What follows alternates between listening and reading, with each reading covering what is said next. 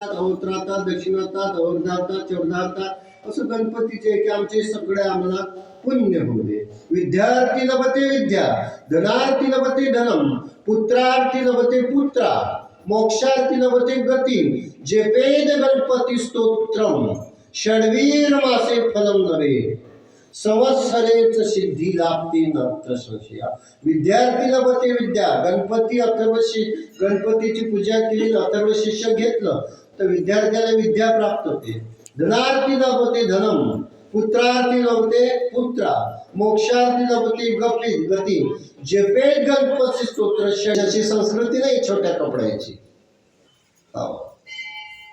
तुम्हाला खरं सांगतो, देवाचं नावच आहे. इंग्लिशमध्ये देवाला काय म्हणतात? इंग्लिशमध्ये देवाला काय म्हणतात? गॉड म्हणतात. पहिला शब्द कोणता आहे? ती जी. जर्मनिशन म्हणजे उत्पत्ती, जो या जगाची उत्पत्ती करतो. दुसरा कोणता आहे? ओ.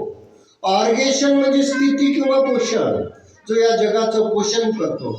शेवटचा आहे डी, जो जगाचा डिस्ट्रॉय म्हणजे संहार करतो. त्याला गॉड म्हणतात. गॉड.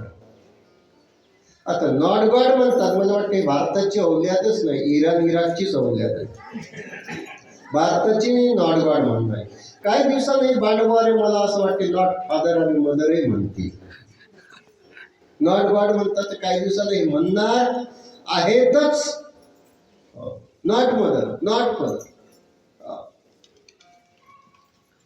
वासुकीचं तोंड दुसऱ्या हाताने शेपूट धरून घुसळण केलं. संसार हाच खारा समुद्र आहे. संसार हा खारा समुद्र आहे. बघा, मंथनाने वासना जागृत होतात. मंथन केलं की वासना जागृत.